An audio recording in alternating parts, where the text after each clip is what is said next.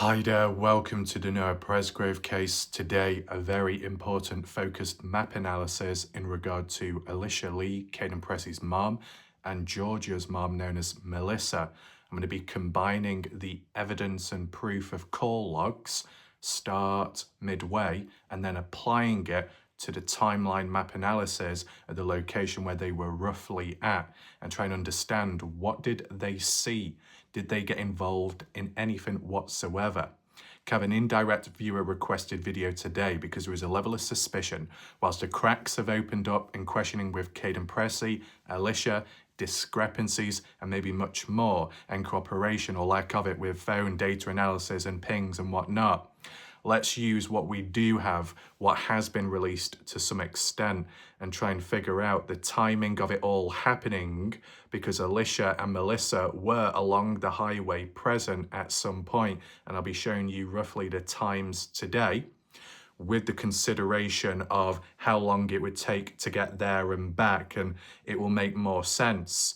So then you will know roughly when they were present and what the likely chances are of them being around with what happened to Noah Presgrove, the death of him, or in some people's eyes, moving the body on. So be sure to stick around for the full analysis today so you get the full understanding, and if there is time afterwards, we'll be looking at some other areas, acknowledging comments from yesterday or so, but the most important focus stuff about the case is occurring at the start today. Welcome to those that are currently here in the live premiere. Share your thoughts and reactions in the live chat box located on the right hand side of the screen there. And if you do want to leave any comments or questions, or you're just watching on catch up, leave them down below under the video. I can check them, read and respond at a later point. If you want to support the channel, in the comment section below will be a pinned message by me with the PayPal link. And if you want to catch up on recent coverage of videos that I've done on this case, closing in on 300 videos made, you'll be able to find that top right corner where the I symbol is. So without further ado, let's begin. Here we are. As you can see on screen, I've done a combination of a map analysis, timeline, perspective. Down below is the situation with what we've heard of previously in regards to pieces of evidence. What's highlighted in red here is with evidence. What's highlighted in blue is the story, what was supposed to go along with, kind of like hearsay, based off some witnesses or party goers, etc. And yes, we have already acknowledged, these points as well about Kaden Pressy saying it was normal for Noah Presgrove to walk away from the party, especially when drunk, to cool off, and you'd be, missing, absent for about 30 minutes and then return back, and possible search done at 4 a.m. onwards, and then for some partygoers by 4:30 returning back to the house, etc. But what about beyond, in terms of the depth and layers of other people, which we've just not acknowledged? And Elisha, Melissa, prime example, I've not gone beyond the understanding there until now. So it's worth highlighting. Any particular times that are worth highlighting here before we get on to Elisha and Melissa coming down? Okay, so 2:42, Kaden woken up. That is a fact based on the time in the call made, because we've seen the call logs previously. But what about before 2:42, this significance? Well, I will talk about these right now, as you see on screen. I've got them spread out just so it's easier for you to see. Somewhere down the highway, about maybe a mile or so from the party house, supposedly, which is kind of convenient because it's about a mile or so away where Noah's body was found on the highway, taken into consideration. I'm not saying that Elisha and Melissa were right on top of Noah's body, not quite like that, or not right on top of the spot where Noah would end up dead. So 1:51 when Elisha calls Melissa, the mum to Georgia.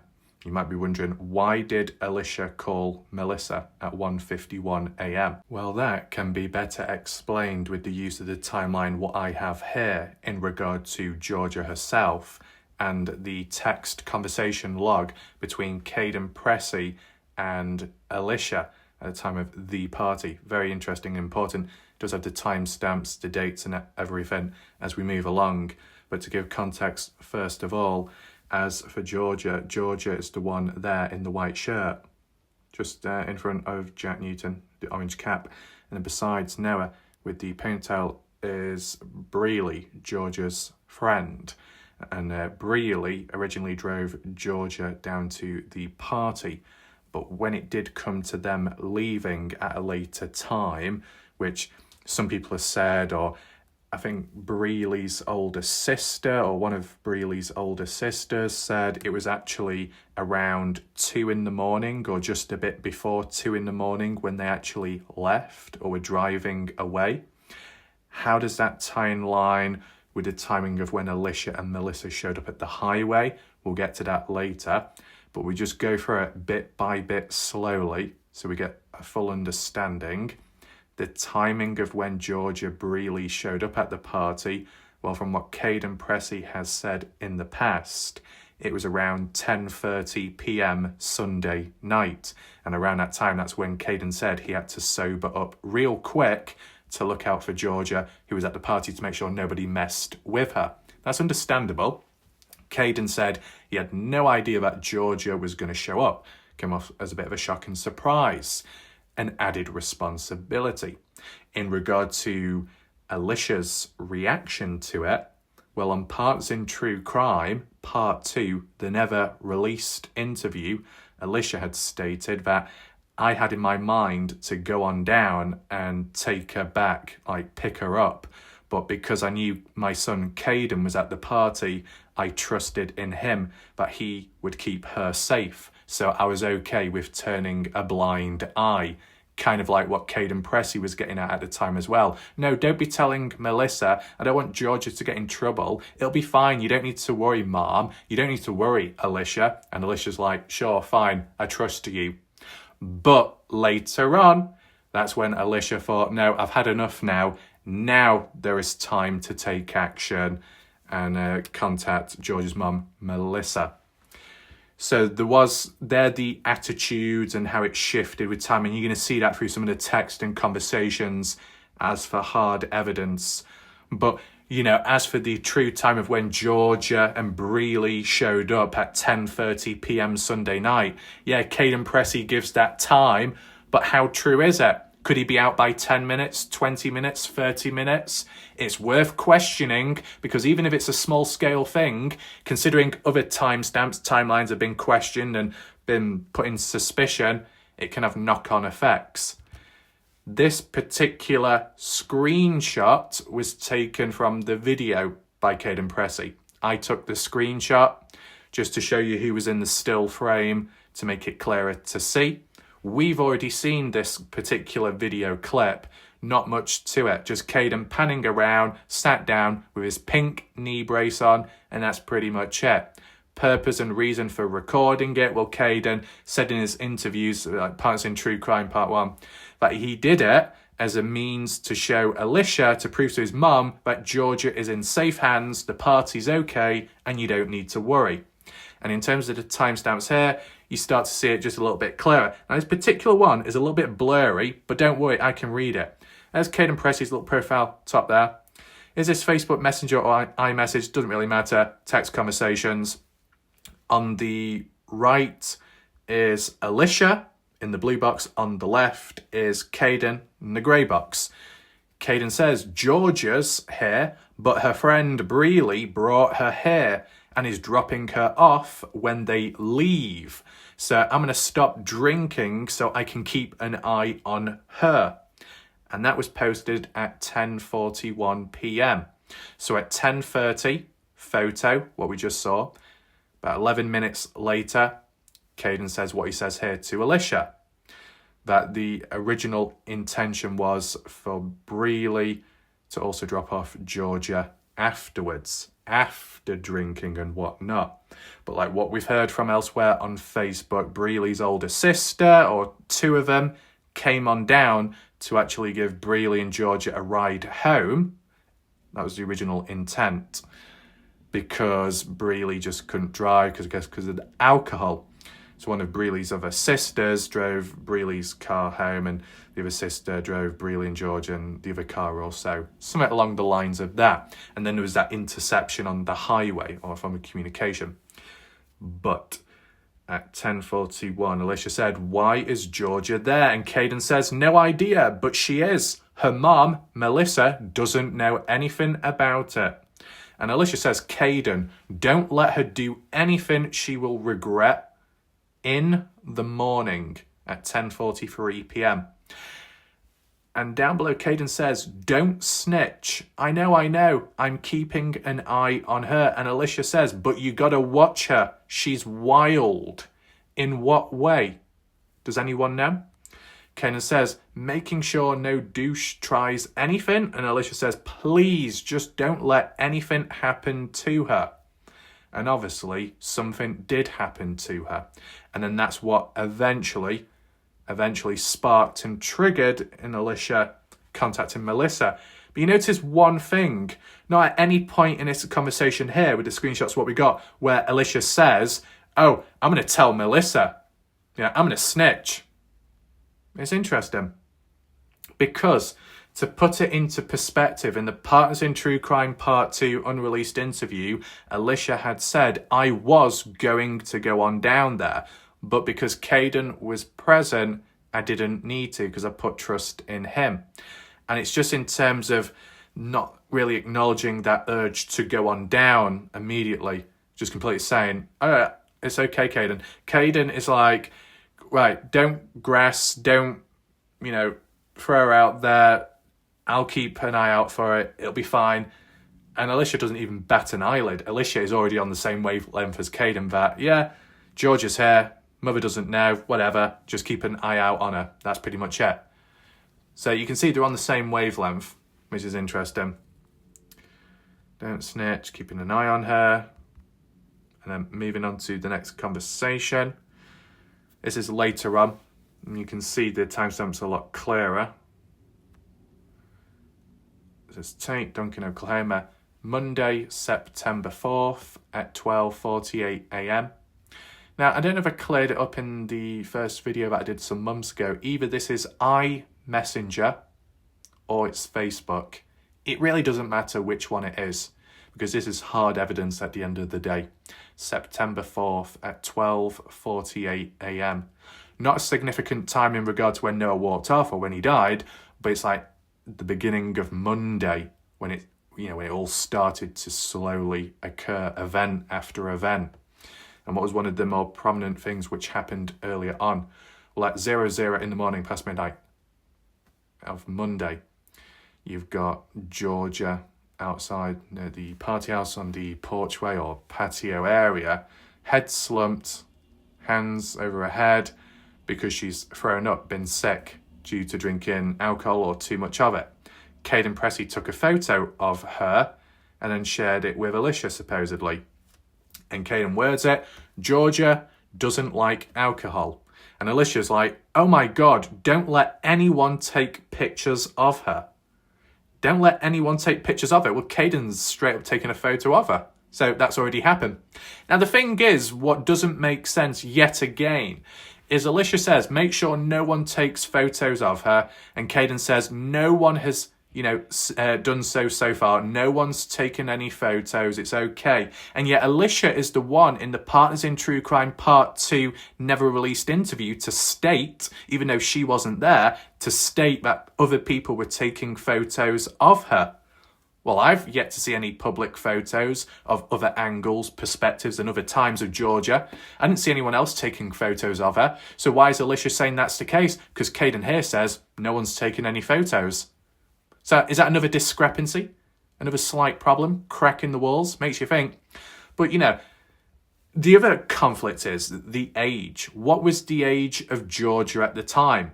Originally, I was led to believe that Georgia was 15 years old, and that's, exclamation mark as in, whoa, underage, teenager, not even of an adult age, and not even of the age to be drinking, social hosting laws, rules broken, and then people going all in on that because of people like this for being the age that they were. But then there were some people on YouTube that were saying, well, actually, Georgia isn't 15 and that person isn't 16. They're actually older. So why did people make it such a big deal in the first place, manipulating age ranges to make it sound more shocking than what it actually was? I personally don't know. If anyone can set the record straight in regard to how old Georgia was at the time, properly, in the comment section, that will be appreciated.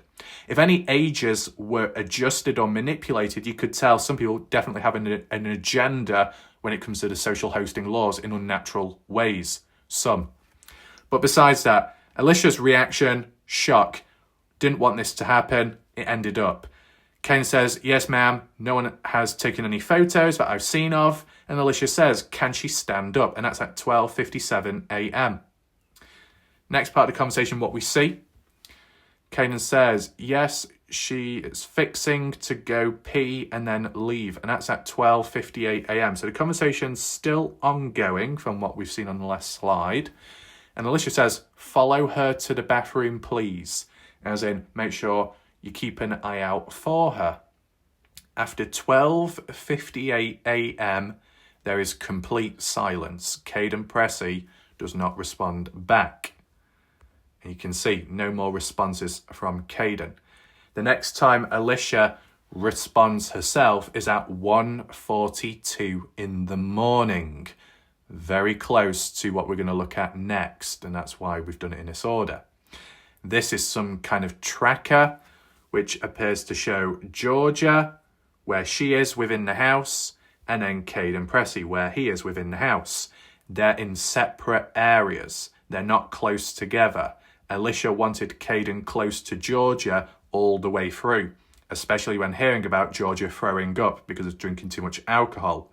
Because Kaden Pressy failed to follow Elisha's wishes, and Elisha started worrying, Kaden, what are you doing? At 1:42, why are you not with Georgia? Kaden. And then at 1:45, I'm going to call Melissa if you do not call me. Did Kaden Pressy call or respond back to Elisha's mom? No. So that's what then prompted Elisha to call Melissa. This is the motive behind this all happening and arriving at the highway and then intercepting Georgia, etc. Would it have been a completely different outcome if Kaden had responded to Elisha at the time, so then Elisha didn't call Melissa, and then Elisha and Melissa didn't come to the highway? How would Georgia have got back home? Safely? Well, tying it in line with Breeley's older sisters with what they've said on Facebook, they came on down to assist him and then taken back. It probably would have been somewhat okay. Would the times have been any more dodgy or conflicted with Noah Presgrove and his situation? Maybe not. But does it differ with what we've got right now? Well, we'll take a look at that on the maps, of course. But I just wanted to show you the timeline leading up to it. So because Kaden didn't respond back, Elisha called Melissa. And how do we know? Well, the hard evidence here of Elisha's own phone, a call made with the date and time, highlighted in blue, blurred out of respect for people's privacy, but highlighted in blue is Melissa, Georgia's mom. Elisha's phone making outwards calls. The night of the 4th, so the Monday, 2023, at 1:51 a.m. calling Melissa. Ties in line with what we see in this text conversation at 1:45. I'm going to call Melissa if you don't call me, Kaden. Kaden fails to call, so then Elisha calls Melissa at 1:51. So that's the order of what we're looking at here.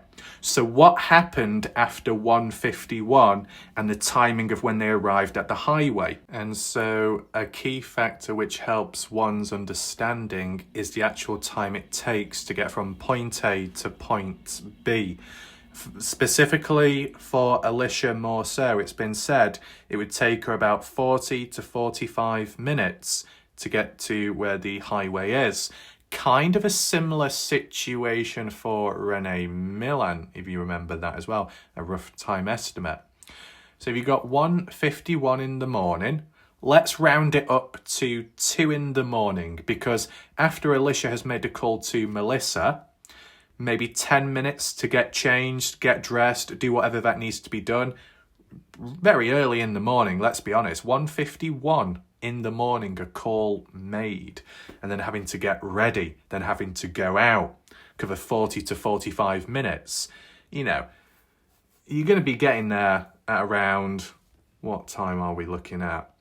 Well, I've put a little timestamp there saying 2:40 in the morning or 3:15 in the morning. And you might wonder, well, why have I done that? It's because on a previous comment thread somewhere, and maybe it was on Facebook when we were looking at miscellaneous screenshots, people were saying how it was 3:15 in the morning when Elisha and Melissa were at the highway. So they may have seen what happened to Noah. They may have been really near. They may be involved, as some were accusing. Do I think Elisha and Melissa are involved in Noah's death?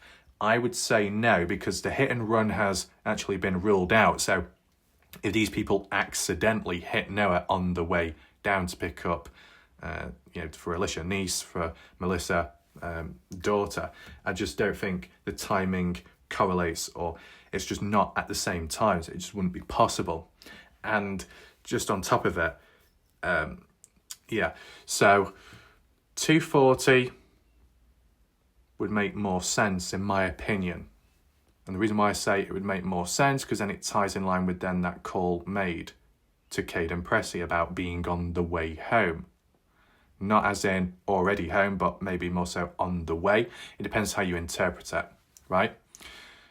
3:15, yes, it's closer to the time of when Noah walked away, but we've got to understand and acknowledge that the time what we've been given is 3:30. 3:30 is the time of when Noah walked away. If Breely and Georgia left the house by 2 in the morning, that's way earlier on. So they left before Noah did. So why would Breely or Georgia have anything to do with Noah's death then? If when Noah's death likely occurred was just after 3:30. You can see that. Of course, the 3:15 claim of when Elisha and Melissa, bloody hell, it's a tongue twister. What others were supposedly claiming 3:15, Elisha and Melissa being at the highway. Well, if Breely and Georgia left at around 2 in the morning, it's not going to take like 1 hour, 15 minutes to cover 1 mile from Party House north to the highway, is it? So it can't be 3:15. But I just included it because that's what people online were claiming. Not great, is it? But if we use a bit of common sense and we use the evidence what we've got, as in highlighted with the stars, because it can be backed up and we've seen the call logs at 1:51. Elisha calls Melissa. We've seen that. There's proof and evidence. Give or take 10 minutes or so to get ready, prepared to go on out, at least for Elisha. Because, I don't know if Elisha picked up Melissa or both individually drove down to the highway. Regardless, as for Elisha at least, arriving at the highway likely at around 2:40.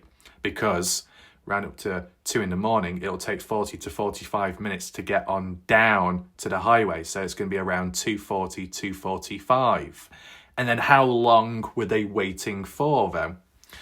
Well, you can see there's already a problem, because even if it's like 2:40 that Elisha and Melissa get down to the highway, well, Breely and Georgia, it was already said that they've left by 2 in the morning or so. So that means Elisha would be like 40 minutes late. But still, Elisha was able to call George Breely to intercept them to pull on over. Now, can anyone answer it when it comes to Breely and Georgia, when they were leaving and the sisters of Breely, older sisters, were driving them because the others were too drunk? What direction were they initially heading in?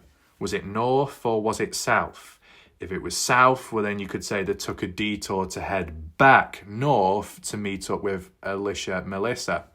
Because I'm not saying it's dangerous, but if you think you got the likes of Noah Presgrove, and people have been saying, oh, was he walking down the highway on the hard shoulder, in the dark, with no light source whatsoever? It's not safe, is it? So what were Melissa and Elisha doing then? regardless of what time they were at the highway, whether you want to say 3:15 or you want to say more than likely 2:40, based off the original call made to Melissa, the time it actually takes to get down to the highway, about 45 minutes to make it 2:40 onwards, still before the 3:15 time mark, but still 40 minutes too late because Georgia and Breely have already left by then, 40 minutes earlier. You know, if they were going north, they would have covered a mile way beyond. See, is there a possibility that it wasn't within like a mile radius, it was beyond? And this is just suggestions, could some people have enhanced it, made it seem much more than what it really was? As in, yeah, Melissa and Elisha were on the highway, but maybe they were further down the highway, closer to Ryan, just as a rough example. Because ultimately, in terms of the true time, as for hard evidence, we don't have that as for when Breely, Georgia left. We've only got hard evidence of when Elisha called Melissa announcing what's happened, what needs to be done. And then the common sense with the time it takes to get from point A to point B, working out the estimate time there. And then the hard evidence of the call made then at 2:42 in the morning by Elisha to announce to Kaden, who's at the party house, to say, yeah, Georgia, we're on the way back home now, dropping her off. No mention of how far away they are or were, just that on the way home. So, if, and it's no guarantee, back that way, south, party house, down that way. If Breely and Georgia were coming up this way, with Breely's sisters driving, and then Elisha, well, actually, that's one thing that needs to be acknowledged right now. Quite a few people have said, through that call log, what we've seen, okay, you see 1:51 in the morning, and then it jumps to 2:42. 1:51, we need to head on down to the highway.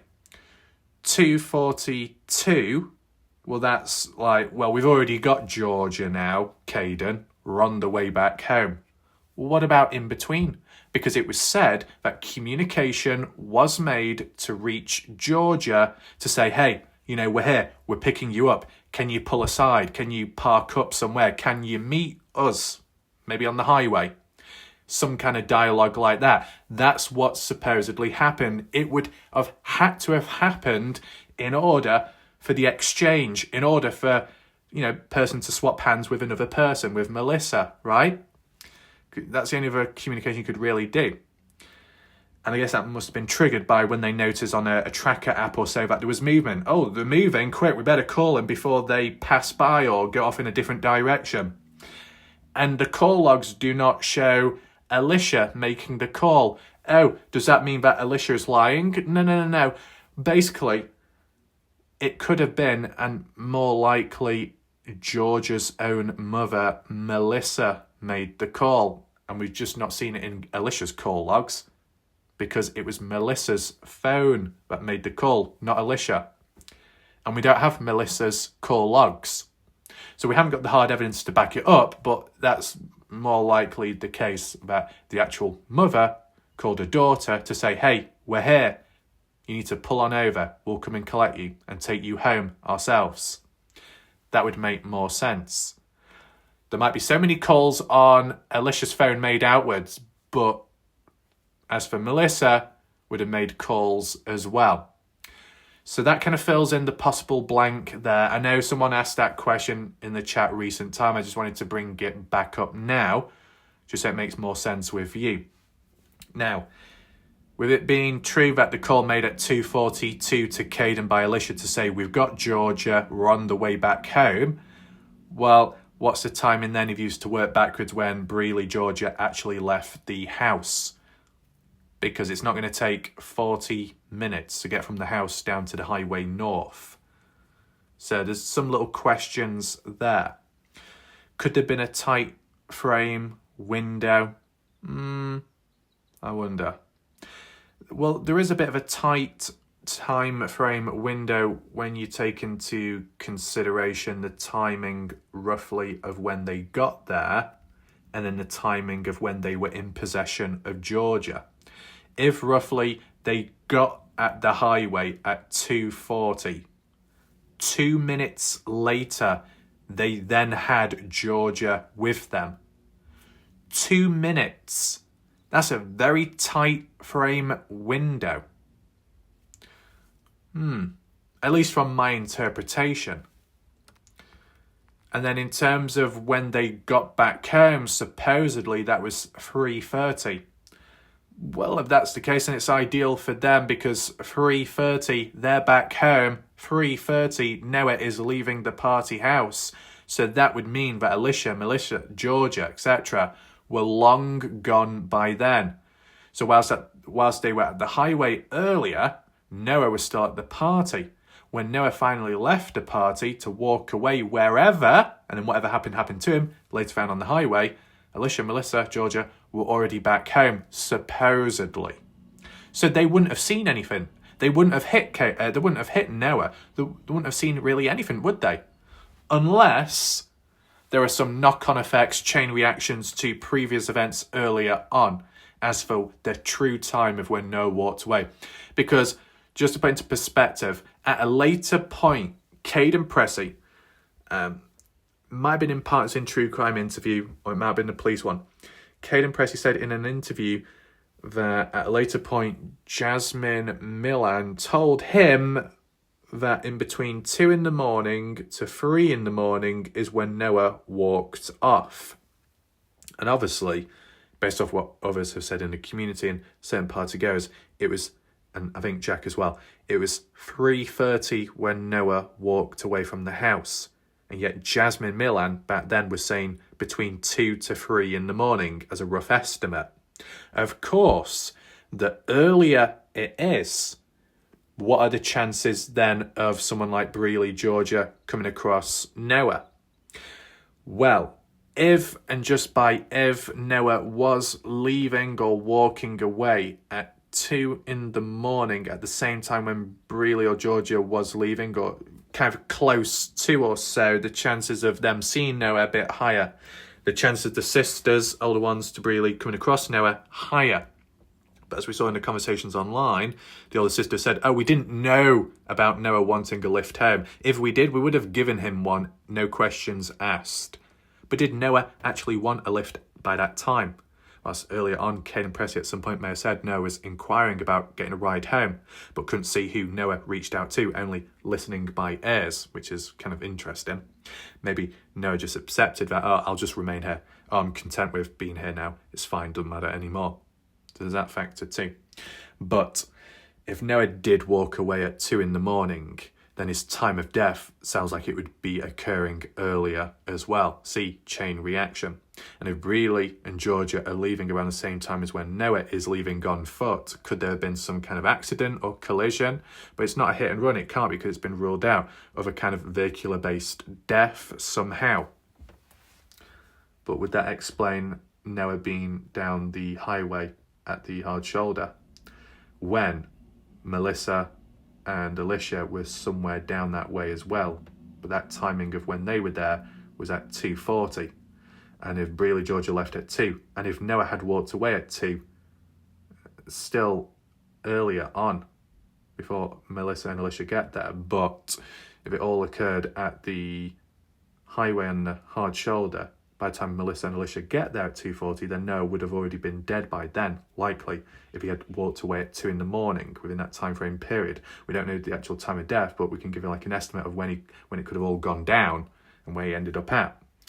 But the only problem then would be, Melissa and Elisha could get down there at the time of when they see the body, but they've not done or said anything, which would be obviously dodgy and weird. And I don't know why they would have to mess it up for Kaden Pressy when Kaden's still at the house, so he's placed no role whatsoever.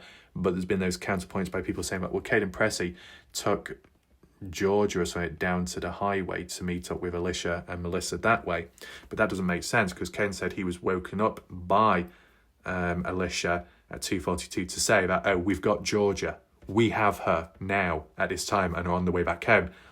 Caden's asleep. Caden's been woken up for the announcement that it's happened, the exchange. And people in the community online are saying no, it was Kaden that walked or drove Georgia down the highway. What the fuck's that all about? It's just weird shit, that. Once again, more talk online, not backed up with evidence. Goes a long way, not. So it's problematic, that. But I'm just throwing it all out there so you know. We've got the timestamp timelines on screen as seen on the map. Just wanted to add in the extra layers of depth to try and work out possibly that if anything did happen earlier, if Noah did leave earlier, close to the time of when Georgia Brealey had left, would there have been any complications whatsoever? And if they left at the same time, well, Brealey and Georgia are going to overlap now because Noah's on foot, Brealey and Georgia are in a moving vehicle. More likely that if some kind of collision did occur, would be way before the highway. Then it would mean that, well, then it would be foul play for Noah to then later end up down the highway. But he would have been responsible for moving on Noah then. Oh, you're saying that it would have been Brealey. Oh, it would have been Georgia. Oh, it would have been Sis. It would have been... Sounds like a conspiracy conflict expanding outwards in an unrealistic way, if I be honest with you. But I just wanted to highlight it for that full perspective. That's all. And if by some chance Noah was already down the highway, further down that way, and then came Brealey Georgia in with the older sister's vehicle moving on down that way, somehow colliding with Noah, even though it's been ruled out as a hit and run, not possible, they would have been already down there where Melissa and Elisha was when they eventually came. So it just wouldn't make any sense as for the timing of that all. But what I do want to say is, and I've briefly touched on it before, it's okay saying that Melissa and Elisha were down the highway. But how far down were they? Were they right on top of where Noah was to later be found dead? Or were they further down this way? Closer to Ryan? How far down the highway was Melissa and Elisha? See the markers down there, roughly where Noah's body was at. How far down the highway? The further away, the less likely Melissa and Elisha would have seen anything. And if it was at a later time, 3:15 onwards, 3:30, 3:40, getting around that period, danger phase of what happened to Noah. You're further down the highway, you're too far away from seeing what's actually happened or witnessing anything, so it would rule them out. If you're closer, more of a person of interest. Of course, there'd be other people in between and later on that would have passed down the highway. As for strangers, what did they see? Did they acknowledge it or did they just turn a blind eye? But, as I said, just wanted to give that little timeline. I hope I've explained it clear enough. 1:51, call made to Melissa. Elisha and Melissa come down to the highway. 45 minute drive. Around 2:40 went at there. 2 minutes later, in possession of Georgia, somehow, and acknowledging Kaden, as for the time, and calling him. And then 3:30, making it back home. And then Noah leaves. And then Noah somehow dies. And people are long gone by then to actually see anything happen. So does that clear that up now, would you say? So with that being said, we need to transition on to what's been going on in recent time. And once again, Jan Fiorillo, unfortunately, has been spreading false claims about Warlight Raf. Jan Fiorillo is somewhat well known for this in regard to me and their outlook of my coverage on the case and how I go about things. Jan Fiorillo has mentioned some very serious false claims about me previously, and I will highlight them shortly. But let's just acknowledge what's going on here first of all.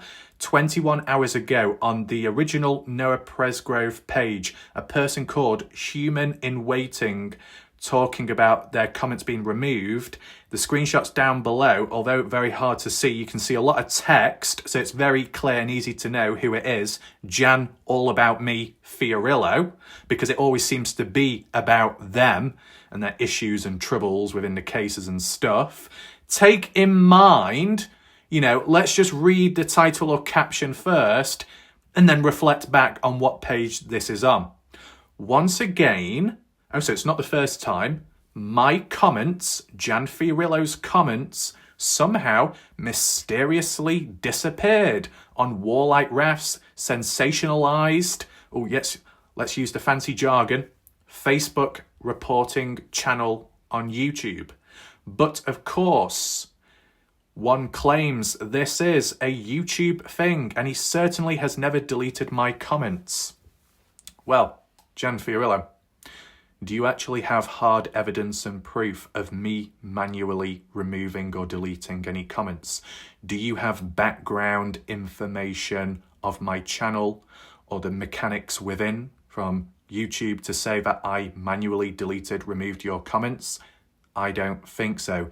You have absolutely zero hard evidence to say that I have actually deleted your comments.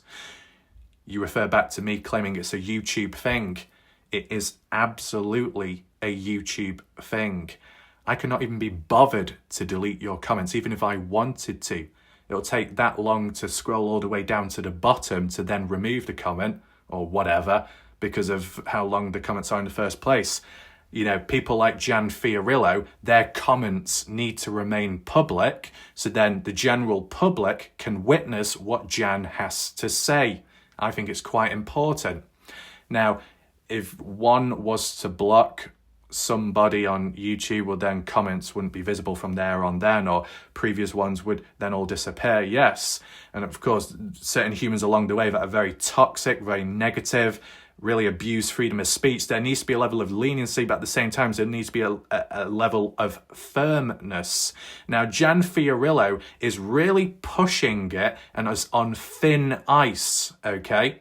Jan Fiorillo, you should be extremely lucky that you do have the freedom of speech most of the time on YouTube itself. You know, the thing is, Jan, you say about, oh, it's likely that I'm removing your comments. Well, to my knowledge and what I definitely know, I do not remove your comments. I don't feel the need to. I can't be bothered removing them. I want the general public to see. And of course, unfortunately, some are no longer present, and beforehand, there's not much I can do about that. It's YouTube. Same with all the other people in the past, in different cases, different videos and different things. People have left positive comments on my channel. People said all kinds of positive things, and then the comments were removed, deleted. And I didn't even get the chance to read them myself. I went onto the YouTube studio to check held for review. No comments there either. And then you've got attention whores and people spamming random links and all kinds of weird activity and OnlyFans links. Oh yeah, go onto this website, go on here, all third-party dodgy stuff. YouTube allows that, but it will not allow a person posting something positive. The same has happened to Strawberry, a very, very good individual who said positive stuff to me in the past, and their comments just weren't posted. They just didn't visibly show. You know, Strawberry is a witness to that and can explain in the chat, and other people as well along the lines. Hell, the same has happened to me too. I'm sick and tired of YouTube the way they are nowadays. I'm sick and tired of when it comes to the safeguarding as well, what they allow on the platform and other stuff, what they don't allow. And the same with comments. Jan Fiorillo, my comments get deleted as well. And there's nothing I can do about it. But of course, Jan, all about me, Fiorillo. Jan, I know better than the other, Fiorillo. Jan, I don't bother doing my research, Fiorillo. Jan, I've got tunnel vision and selective hearing, Fiorillo. Jan, #1 Times bestseller Wall Street Journal writer extraordinaire in long comments, but not enough research done, Fiorillo. I think you need to slow down and take a long, hard look at yourself before you start pouncing in erratic ways. Okay, you can use your big fancy words and whatnot, but behavior at times a little bit obnoxious, a little bit erratic, quite impetuous, egocentric. But what do other people have to say about all this? And I can add on further if need be. Comment section wise, hopefully all the comments do show. So Jan Fiorillo says, Warlight Ref has never requested authorization to use my image that he stole off my Facebook page. Oh, Jan Fiorillo, you do understand that you've got a public Facebook profile? A public profile in which anyone can view that image? But at the end of the day, the sole reason to why I use an image of your face, you know, granted, it might not be the best photo of you, but that's the only one that's really about to use. That is not an insult. That is just an observation. I use what's available and what's public. If it looks blurry, the visual, it is where it is. If the photo looks wonky, it is where it is. Having a bad hair day, well, don't worry. I'm sure someone in the live chat can give you adjustments or whatnot, or a little bit of a trimming. But at the end of the day, I'm using a photo because it's of a person and it's relevant to the video that I'm making at the time. What do you suggest, Jan Fiorello, besides the authorization, backdoor approach, got to get on my knees, bow, beg, pray, wait for a 24-hour response? Please, sir, can I use this? Can I use that? Just for the simple fact of what? A thumbnail for content. That's it. A publicly accessible profile in the public domain in that sense. But the other alternative is that I don't use a profile, I don't use a photo of you in my thumbnails. Oh, what are people going to say then? Oh, this video, this thumbnail is misleading. It's clickbait because you're not actually showing what's within. You're not showing what the contents are. That's clickbait. Oh, once again, people are not pleased. You can never please people. That's what it comes down to ultimately, right? Jan Fiorello says, I have requested that RAF removed my unauthorized images. Images? More than one. You know what you sound like, Jan Fiorello? You kind of sound like Kaden Pressy that got a little pressed. Talk about pressing the Pressies when it comes to simply using a public profile picture because it's relevant to the video, the theme, and the title. Owen, you're using multiple images. No, I'm not. I'm only using one. So I don't know what you're getting at there. In regard to immediately from his YouTube channel, where he uses my name for the purpose of mockery and ridicule style entertainment. Where? Where exactly, Jan Fiorello? As well as my image to promote his business.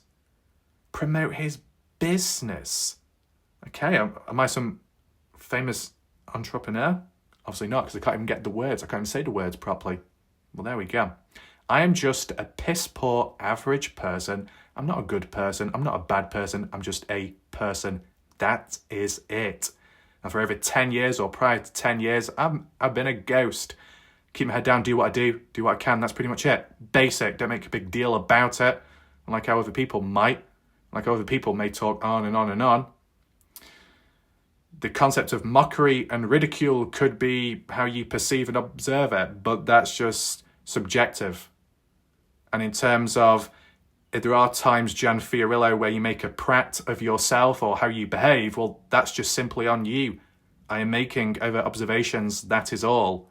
I'm comparing and contrasting with time. And to cut through the darkness, other times, light-hearted. I'm sorry, Jan Fiorello, that you don't have a sense of humour.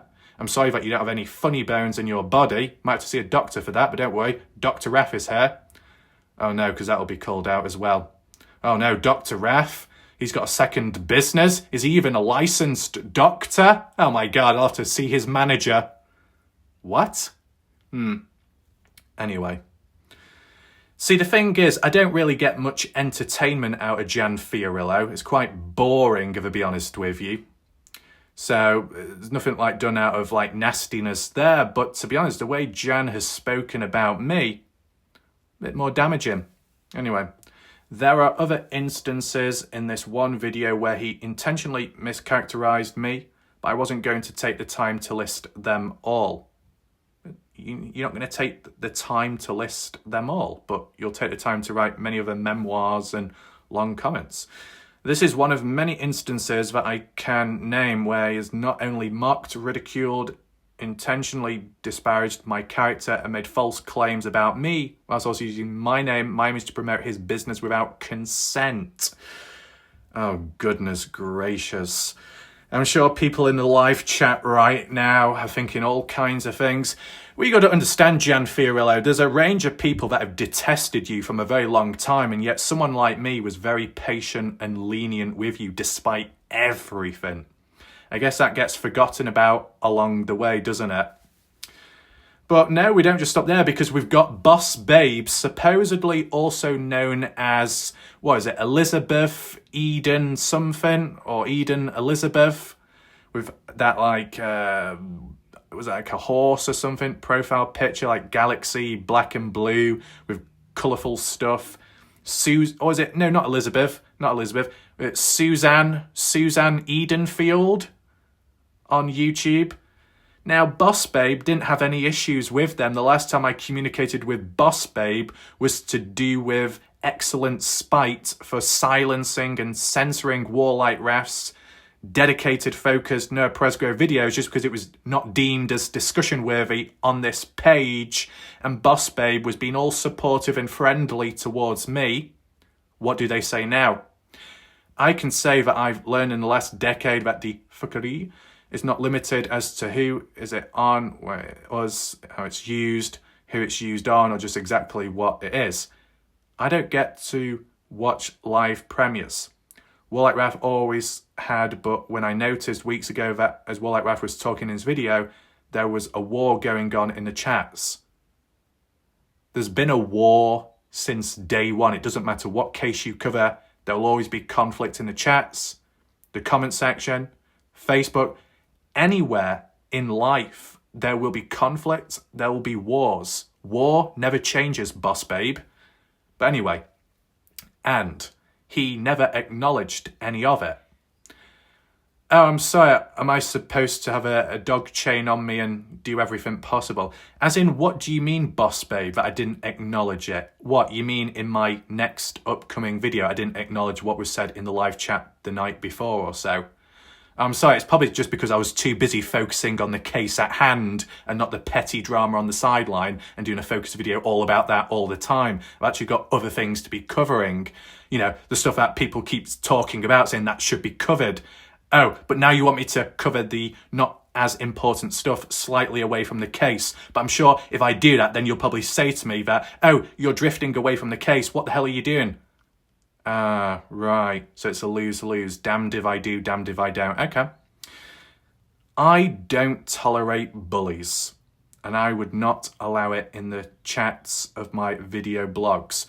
Right, so you're saying that you don't like bullies and you don't like that I'm allowing bullying. But unfortunately, when it comes to freedom of speech, you can see how it can go. Some people can abuse and overuse it. Unfortunately, you'd hope to think that others can control themselves, and that's not always the case.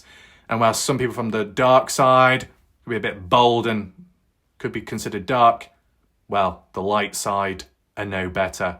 Give and take, it balances it out. Bad on bad, good on good, it becomes balanced, and that's the whole purpose of it all, right? So what Boss Babe is indirectly suggesting is that probably Warlight Ref should have blocked or removed the bullies. Oh yeah, remove my audience and all of that. Yeah, that's a very smart idea. Block people extensively, like a mass block possibly. So what does that actually do? Silence people and reduce opportunities of learning in some ways, right? Okay. Boss Babe says, where I was looking to help find justice for someone's death. I just cancelled my membership for Warlight Ref's YouTube. I'm sorry you've been done like this. Are you okay? So Boss Babe is believing in what Jan Fiorillo says without any hard evidence of me actually manually deleting comments and whatnot. With Jan using a few fancy words, acting like the victim 24/7, and then you've got Boss Babe that falls for it. This is what we're dealing with. Overly emotional humans. It's a massive downfall when it comes to true crime cases. Okay, sometimes I just got to be very firm and realistic, and that's like a time as it is right now. And I can add on further with some previous examples and stuff, because it always seems to be loud sounds. Okay, I can visualize it in my mind. See, you know, some people say, I've cancelled this, I've cancelled that. Okay, it is what it is. You do what you need to do. But is it the end of the world that somebody cancels their membership on my channel? No, because what I know is every single day could be the last when it comes to YouTube. Everything is unpredictable. Everything could be ripped from me, just like in real life. because there's not always enough stability. I'm always prepared for the worst case outcome and scenario. So one small example like this, it is what it is if it happens, because I've been prepared in the past for worst outcomes, and that they have happened with time. So something like this, okay. But the way people word it, as if, oh, I want to be heard. It's all about me. I've done this and I've done that and I've cancelled this and I've cancelled that. Well, what do you want? A round of applause? A cookie? A bean bag? A cornhole trophy? Some fancy buttons from Tim Daniels and a Jack Daniels on the side? A cowboy hat from Brooke Bounce Carter? Free makeup session from Beauty Garimo? A free haircut from Strawberry? What do you want? But, we'll get to the importance behind all this. Jan says, ain't gonna lie, can't say it hasn't bothered me. I'm not made of stone. Okay, here we go. This is where we start, adding in the emotional side, little sob story in the background. I know that could come across as a bit harsh, but look, I've analysed humans for over 10 years. I've come across straight up psychopaths. I've come across all kinds of interesting characters, the methods behind it, how they act and change. We've seen it with Trav Davidson. He played the chessboard game in which a lot of people believed in him. People came to me and said, have you seen Trav Davidson? He says he doesn't have an issue with you, Rav. He wants to just move forwards and move on. There's no hate, there's no drama, there's no distaste towards me. It's all fine and okay. That's it. And people said to me, have you seen that, Rav? Look, the person's all fine and good. It's all okay, Rav. It's all positive. Get a grip. Be realistic. Christ. I'll take in mind, some people think the best in others. And that's something what they have, which I don't have. And that's a good quality what they do have. But based off what I've seen and those disease-ridden humans with time, what they do and say can differ a day or two later. Oh, what did Travesty say? Oh, there's no harm done. There's no problem. It's all fine. We just move forward. We keep to ourselves. We do our own thing. And then what did Travesty do? Created deep fake imagery videos done with intent, right? In a negative way. It's the factor of doing it with intent. What Jen Fiorillo is getting at and what she's claiming or supposedly stating, if it's supposedly deemed negative, I'm not doing it with intent in a negative way or in a nasty way. I'm just covering what's present, acknowledging what's present with or without context, and then later adding on additional context when needed, when possible, a process to it. And along the way, if comments are added on, but unfortunately they're removed by YouTube, that is something I cannot control, and I can never control it.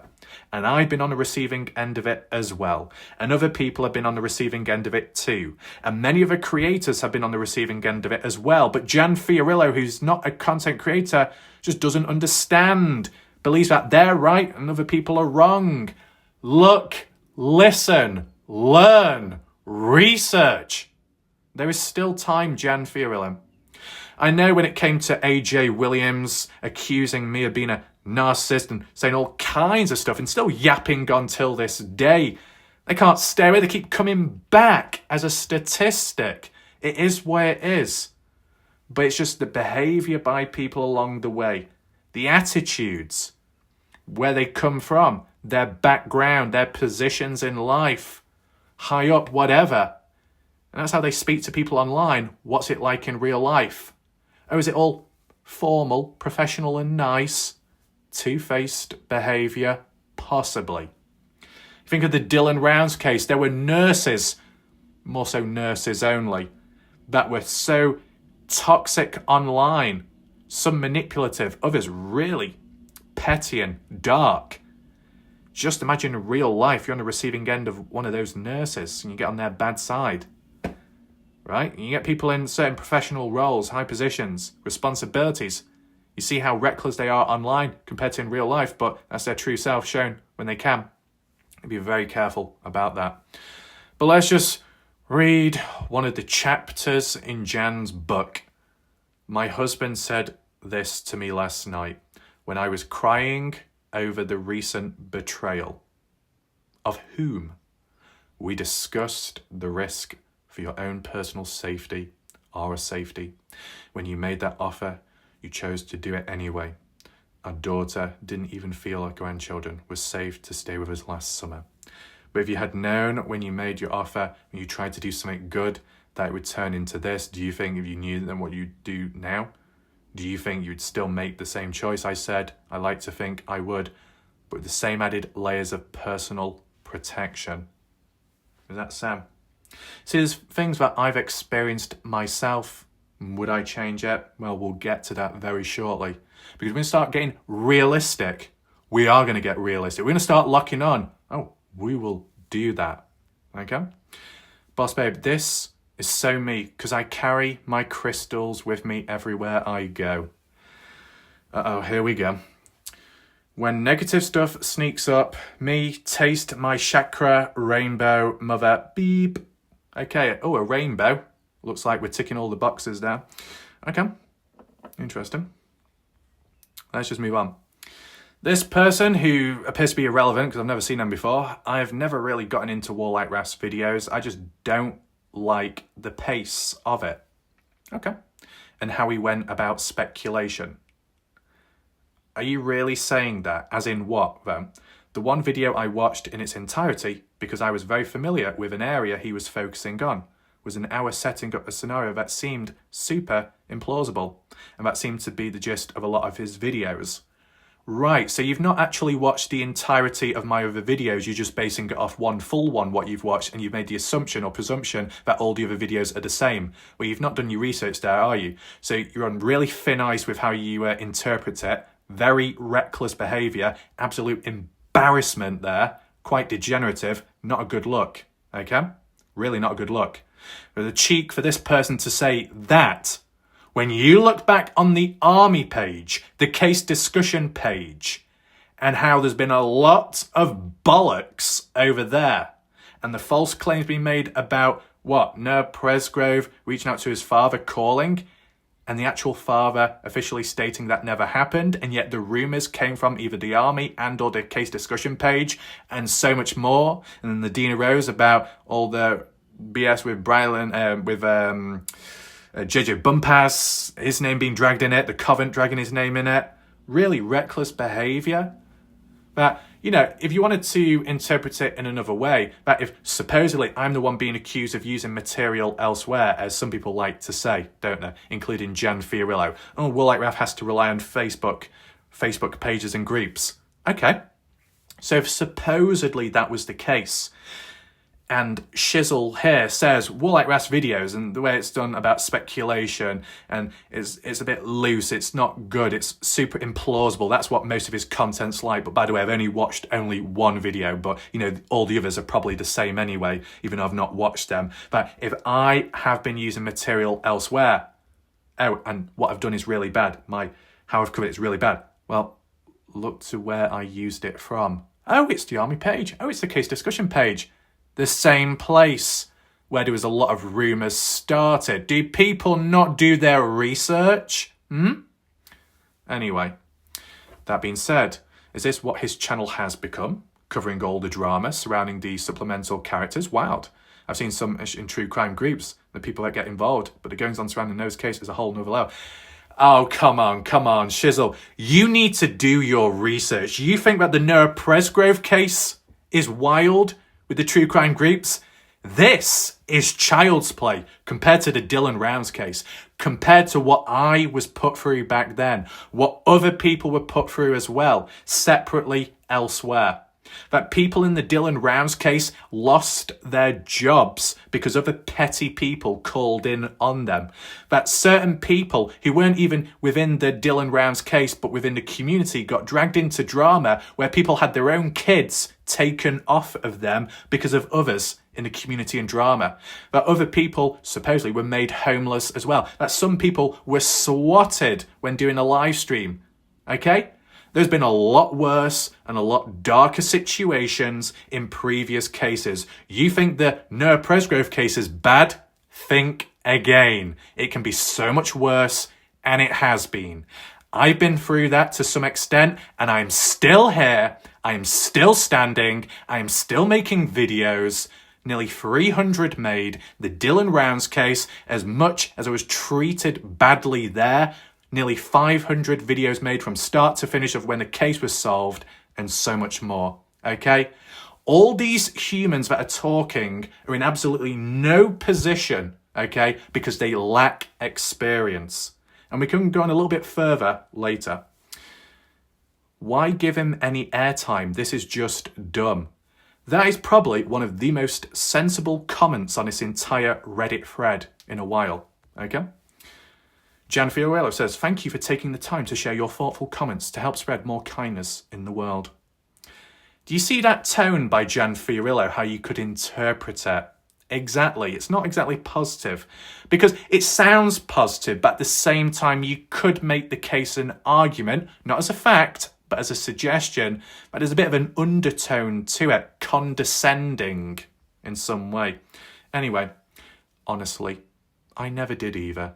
Even tried speeding up the videos a time or two. But once he began using my name for his headlines and hyperbole, I began to keep an eye out. It started out somewhat innocuous, okay, but just continued to drift into complete disrespect and now defamation. Really? He can hardly make a video without dogging me at least once. Well, the thing is, Jan Fiorillo, you look at the percentage of videos made on this case compared to videos made which may include a portion of you or the latest news and what's going on about within communities and talk. You know, so the more you put yourself out there, Jan Fiorillo, the more you put your foot in the door, then the more coverage is going to be done. Just like Kaden Pressy. It's common sense. Oh, why is Kaden Pressy receiving lots of questioning and videos? Why is it all about him? Why can't the videos be about other people? It's because the other people do not talk as much. It's because the other people do not speak out as much. It's very clear and simple. You just look at it online.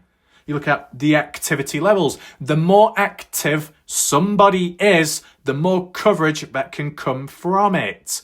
Common sense. Okay? We're talking about dogging. What?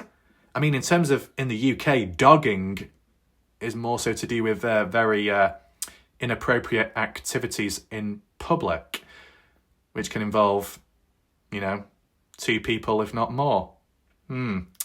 So, I don't know what's going on there. His silly antics and odd humour are off-putting to me. Yes, to you, Jan. To you. But the majority understand it. But the live chat audience it attracts seems to marry well with his sharp punching down, ridiculing of others, especially if you critique his work. This has been a constant theme with humans that when it comes to the critique aspect, that people always jump in at the deep end and word it in that sense. Very weird, extremely weird. See, you know what the interesting thing is?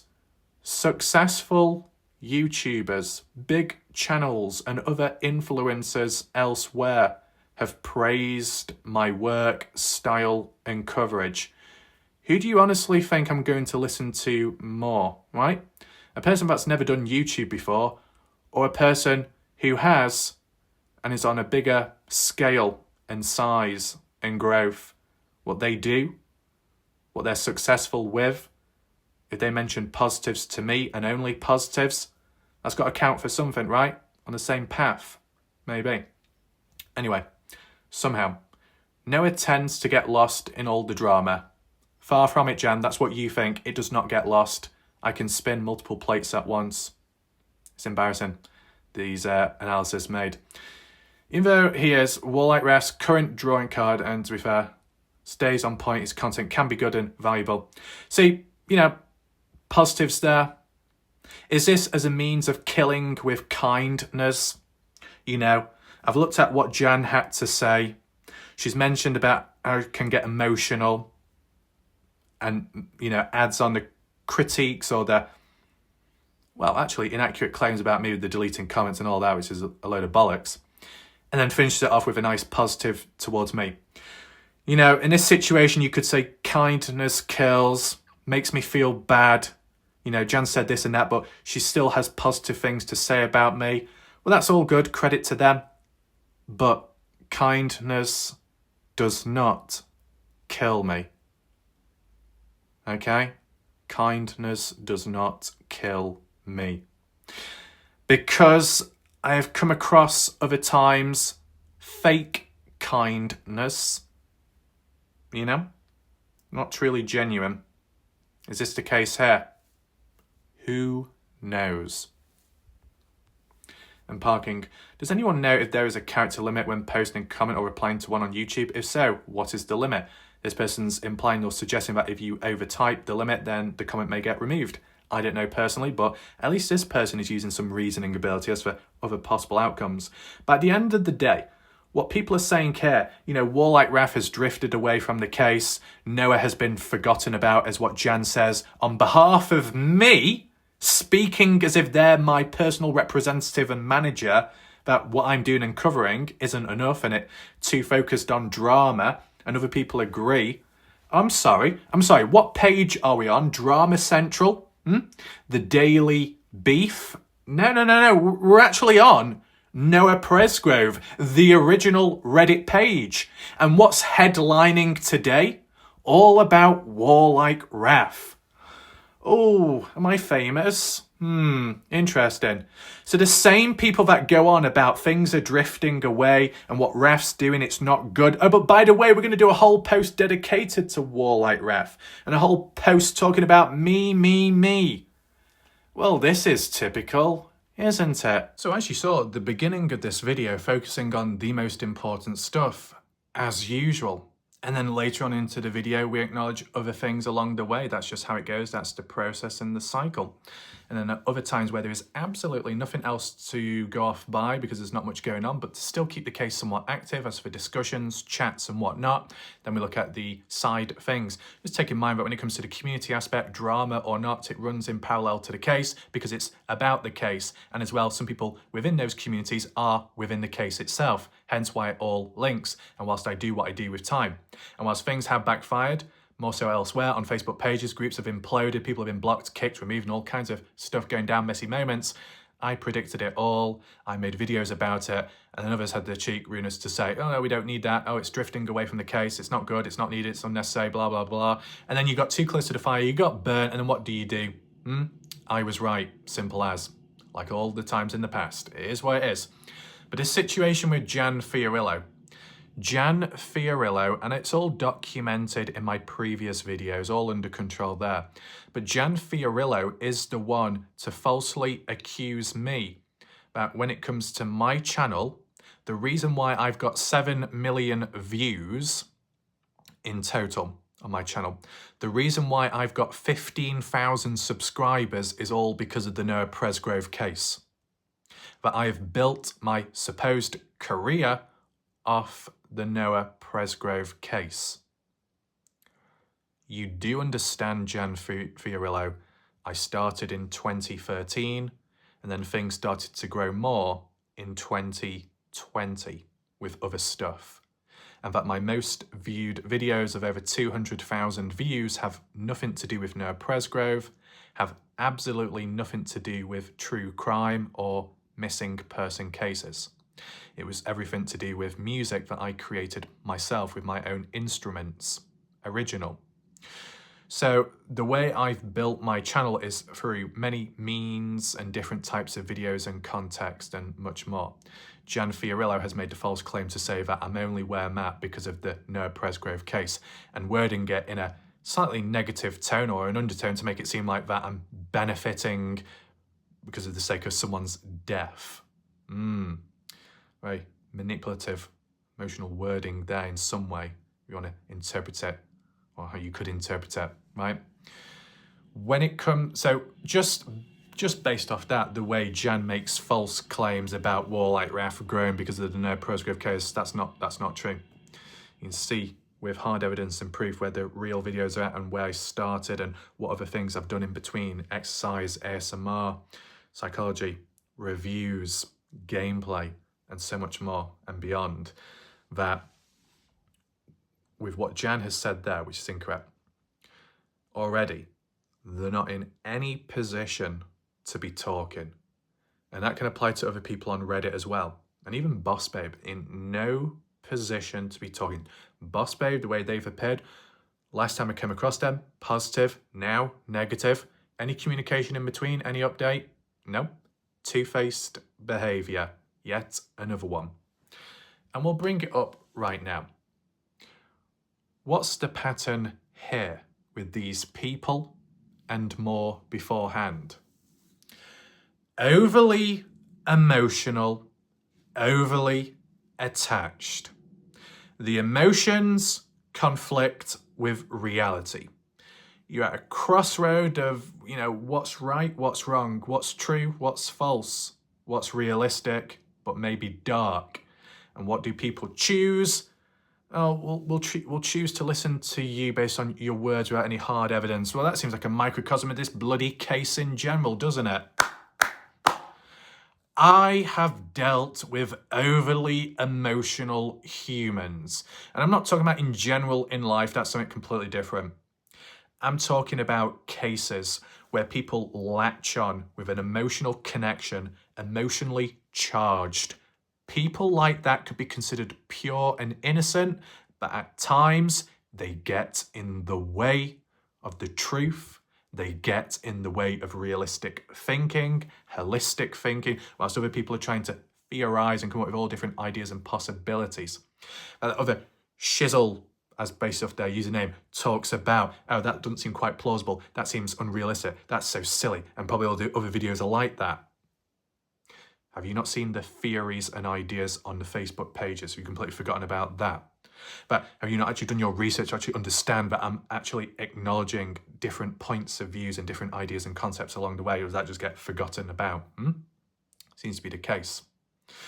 But to refer back to overly emotional people, get connected to the victim or to the victim's family or some friend or some stranger online within the case community, and they listen just to the words and not the actual facts or the actual hard evidence. And then when I come along and I'm trying to acknowledge it all, but then also push the concepts where there is hard evidence to be realistic and hammer it home, these overly emotional, wailing banshees just continue yapping on and getting in the way and causing a lot of noise and a lot of headaches for people. It happened in the Kennyveach case, overly emotional people such as Atari, in which I was very lenient with them, giving the benefit of the doubt, defended them multiple times, made a 40-minute video defending them whilst they were getting attacked left, right and centre, and they had the cheek to yap on, complain, whinge and whine and take things out of context and get overly emotional. In regard to where things are at now, I don't know. But in terms of the bitch boy posse gang and some of the viewers along the way that were, what's a nice word to use, impetuous enough to go along with it and believe in it. Oh, a person playing a victim card, a person playing the emotional card and whatnot. Oh, the gender card. But people believe in it and go along with it and then turn on me. It's because I'm a white male. That's the reality. Let's be realistic nowadays. Instantly makes you the villain. And anything else that comes with it attached. Me Too movement bandwagon overload of manipulation and fake news, which then ruins it for the genuine victims out there. And that's how it'll apply elsewhere as well. But just this behaviour, this overly emotional behaviour gets in the way of cases, causes unnecessary conflict and time wastage with other people that are trying to work on a case or cover a case. That yapping down your ear, oh, you did this, you did that, you've not acknowledged me, you've not said hi, you've not said this, where, going on and on and on. Oh, you need to apologise to me, I need to see your manager. I'm trying to cover the case. There are more important things going on than your situation. It's happening again. It's happening in this case. So, I mean, let's just move on to at least the comment situation at least, right? My comments on my channel have been deleted. Did I make a massive song and dance about it? Did I accuse myself of deleting them? No. It's because I'm aware that YouTube do. Take in mind, YouTube and its algorithm, they can blacklist you, They can silence your videos, they can push your videos, they can promote them, they can do whatever they like. It's a lottery. It's the same with comments. You can do everything right and your comments can still be removed or deleted. Several times on YouTube, I've watched other channels and I've spread awareness about my coverage and evidence and proof to suggest that Kenny Veach could well be alive, and there's proof to, suggest it and whatnot. After posting the comment and typing it up and spending quite some time typing it up to post, and then to later find out my comment's not there, Jan Fiorillo, I can relate to you. I spent time typing up comments elsewhere to then find out later they've been removed. Did I blame the YouTuber, the channel owner? Never. Because I knew it was YouTube. YouTube are incompetent, as useless as a sack of spuds at times. You want to rely on them? You can't. Safeguarding? They don't know the meaning of it. Incompetent. And like with comments, you can say all the right things, long or short, and it can still be removed. I remember when Strawberry left a comment in the past, a very positive one about me, and then another comment about some other stuff, still positive but meaningful and deep. And what happened? It just wasn't there.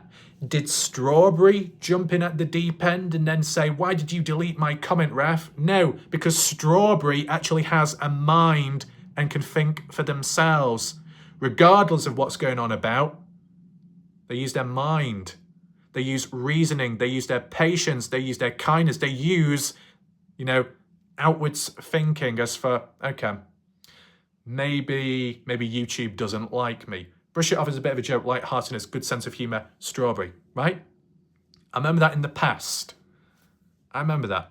Made the joke about, maybe naughty behaviour and YouTube are punishing me, punishing you, whatever. It's not that deep. But I've been on the receiving end of it elsewhere. Did I throw my toys out the pram, Jan? No.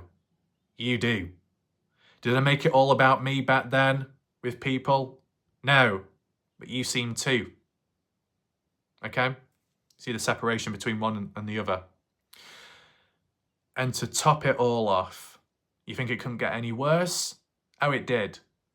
I left comments on my own channel. YouTube removed my comments on my own channel. Do you see how pathetic that is? And that is what I have to put up with on my own channel, in control of my own channel, and I can't even control my own comments. So what does that say about other people's comments then and the security of it? There is no stability at times. But because Jan Fiorillo could at times possibly get a bit petty, or was a bit of a bad taste in their mouth, and they jump to conclusions, kind of like how Justin Roy does at times, you can see where people start all falling into the same barrel, or more so bucket, because there's a depth to it, and it's not a good depth. Some people have got deep pockets. Well, over here, we've got deep barrels of lacking context. Oh, God. Exactly. Unnecessary behaviour.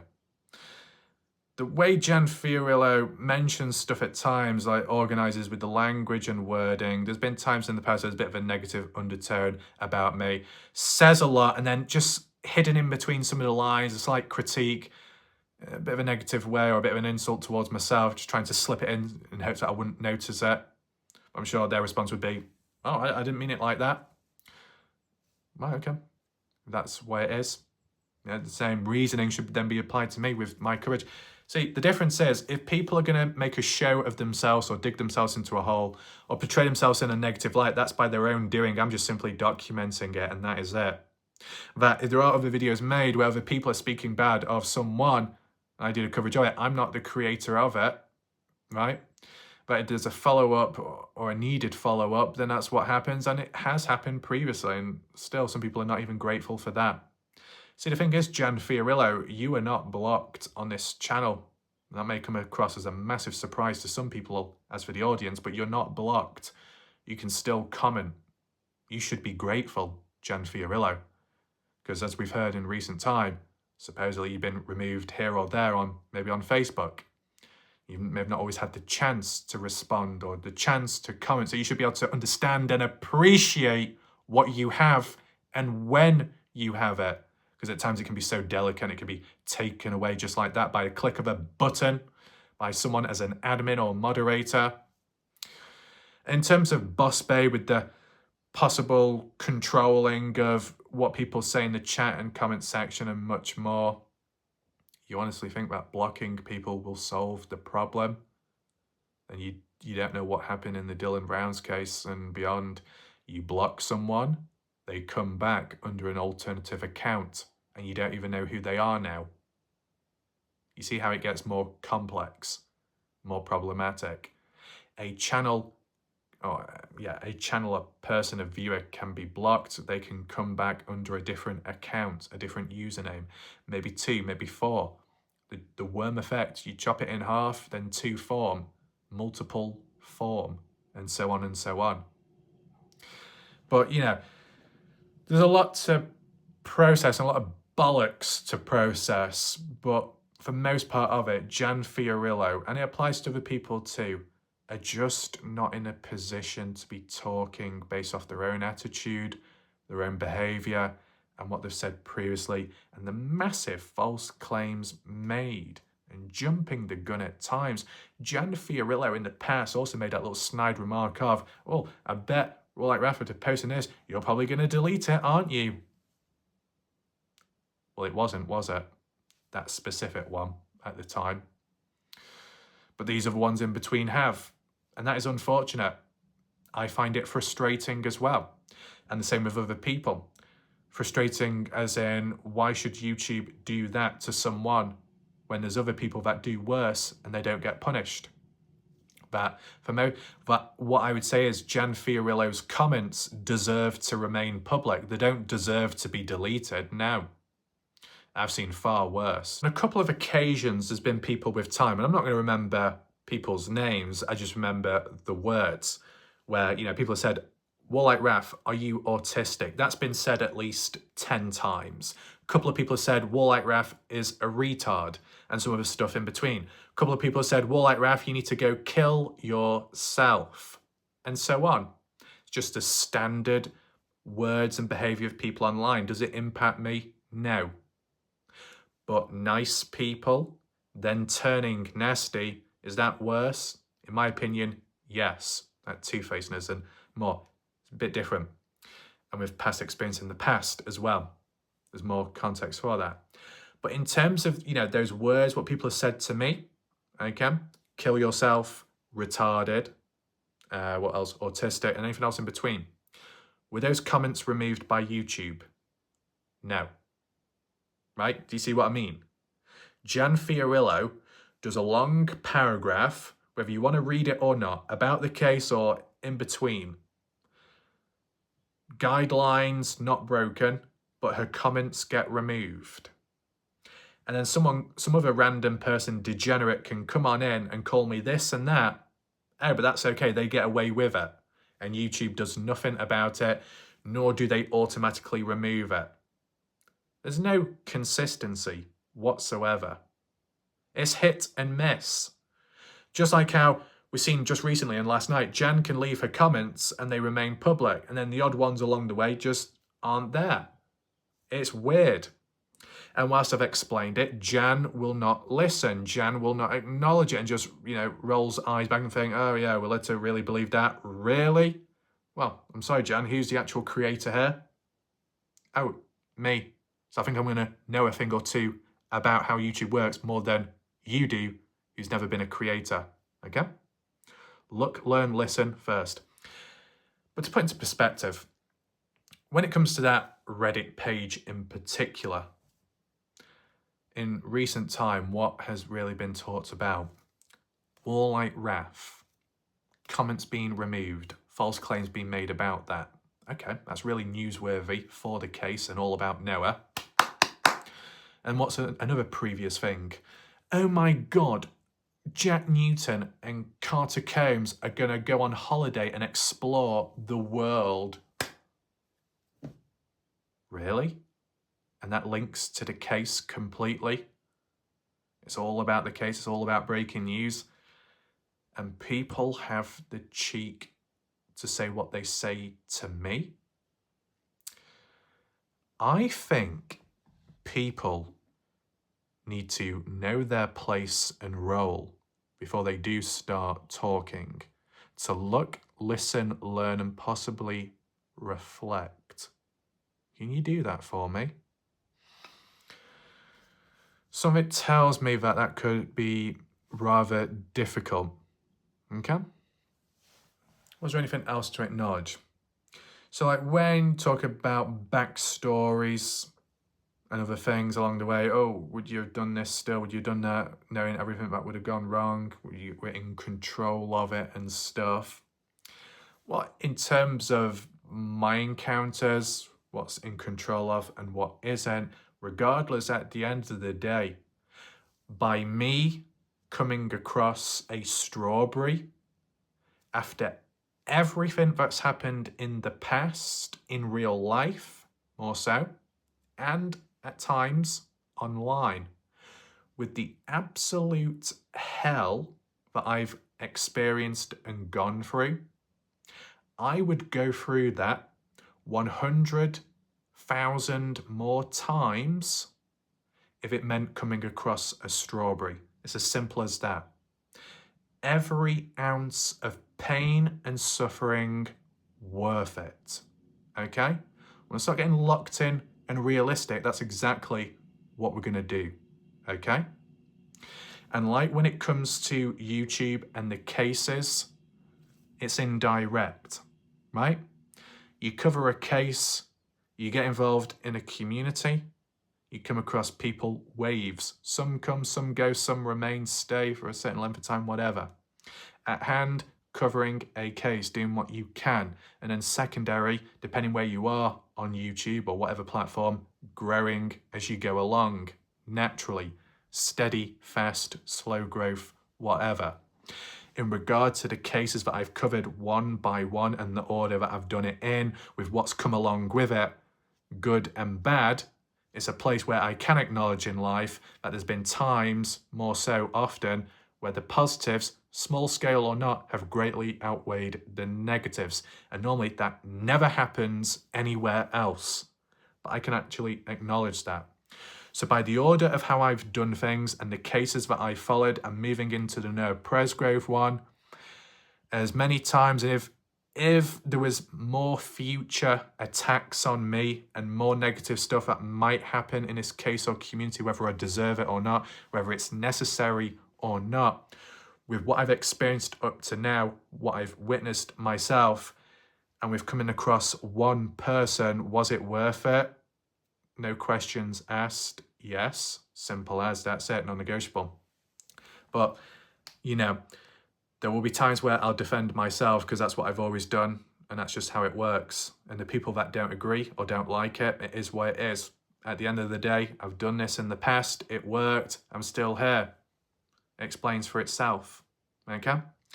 When it comes to, such as like with the Facebook situation, the profile situation, the photo situation, something publicly accessible, publicly out there, public domain, visible and viewable, nothing private.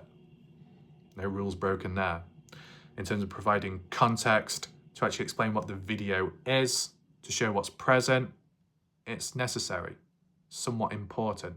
But of course, like with the situation in the past where one had absolutely no clue that it was a big issue, but other people made it a big issue, adjustments can be made. So if it will help Jan Fiorillo, from now on, I don't have to use profile pictures of them if that will help them. See, simple as, negotiations can be made. But just as a heads up, the only reason why things are done the way they are is to provide the context in regard to what the video is about or what's going to happen. Obviously, with Jan twisting the words as in, you know, with the recent videos and the pattern of it, oh, always including me, always including me in the headlines, in the title, in the thumbnail. Well, Jan Fiorillo, you might have to watch out. You've got a bit of competition there, because Justin Roy has been saying the same thing as well. Oh, when Warlike Raf uses my name in his videos to get the views and to get this and to get that. It clearly shows that people have their heads rammed up the rear end and they think so much about themselves that they think that they are it, that they are God's gift, that I have to rely on their names to generate progress here. These people think that highly of themselves. No wonder why things are in a mess as they are within this case community on certain platforms and places.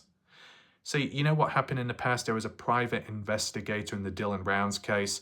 They said the same thing. Oh, you got to use my name, you got to use my profile picture to generate views and growth. Really? My videos performed worse when I actually included the names and profiles. But other times, when I did videos which weren't even to do with the case and it was to do with music, that performed better. See, there is only one pattern and trend and correlation that I can acknowledge, and it is a fact that whenever I make videos, if I include my face in the thumbnail, less people are likely to watch. How do I know? Well, because statistically, most, if not all of the videos that I've made, as important as they are, if I've used my face in the thumbnail, people do not like that and will not click or watch. Either because they're disgusted with my face or how I look, or they just don't think it seems as important. So that's just a fact based off my observations with time and what I've experienced and what I've seen statistically. When it comes to making the adjustments with the thumbnails, the patterns and orders with them, it has to tell a story, right? But there's only so much you can tell. That's why the video is there to explain the rest. Just like how there's a character limit with the title. There's only so much that can be said. If you want it explained all, then is one going to even bother watching the video when they already know about it beforehand? Common sense. Where is it? Regardless of this length or portion of the video, the main thing is the start of this video was about Noah Presgrove, and still right now it's about Noah Presgrove. The way Jan Fiorillo words it as if, oh yeah, Raf, what you're doing and what you're talking about doesn't cover the case, or it's drifting away. It cannot be drifting away when I can still make references to the Noah Presgrove case and switch and change back and forth. It's like I could be tied in with some deep conflicts and drama right now, and then someone asked me in a live stream, can you share your thoughts on the Noah Presgrove case? Can you reiterate the timeline once again? I will be able to do that. And I have demonstrated it in the past. This is what people forget.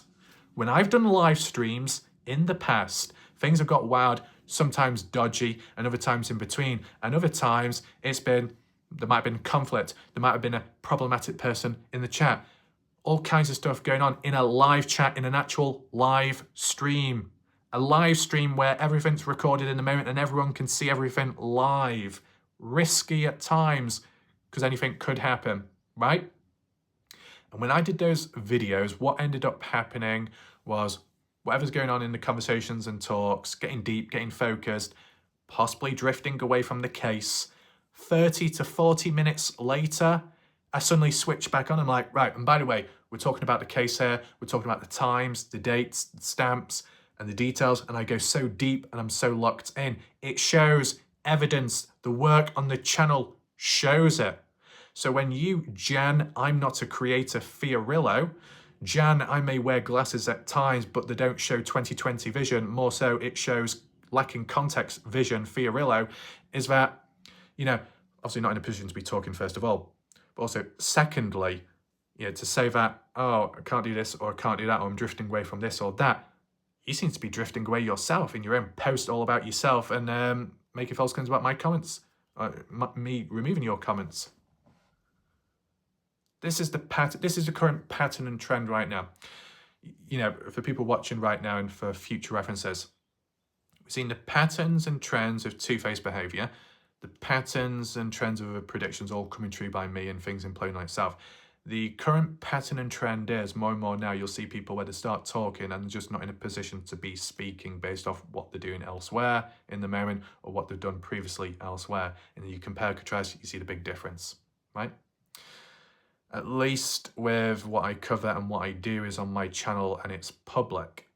Whether something goes wrong or something goes right, it's public. When it comes to elsewhere, on pages which may be limited, restricted, private or chats, all kinds of things can go on behind one's back. That's unfortunate. At least here, it's made clear. If I call someone a plum, they're a plum. Is it public? Yes. That's good, isn't it? Anyway, hopefully you found the video somewhat interesting, specifically the timeline, the Elisha Lee situation and more. And if you do want to catch up on previous videos and the one last night and beyond to follow what's really been going on in recent time, you'll be able to find that top right corner of the screen where the eye symbol is up there. And that all being said, hit the like button, share button, that'd be much appreciated. And before concluding it, there was one question previously, I think it was by Michaela, saying about, did the strawberries switch places? Well, yes, that's the case. The strawberries have switched places, as you can see. Why not? But, you know, I think there might need to be one more adjustment. Yeah? Okay, I'll just do that briefly right now because I forgot to do it. I was supposed to do it a bit before. Okay? Give me a second. That one. Yeah. That's, hold on a minute. Oh, there we go. There we go. That's better, right? A lot better. A bit more clear. Switching places, repositioning, because when a strawberry like this, it needs to be adjusted and moved so it's closer to my heart, of course. Besides that, hopefully you enjoyed the video and I'll see you next time. Thanks for watching. Goodbye. Good night for now.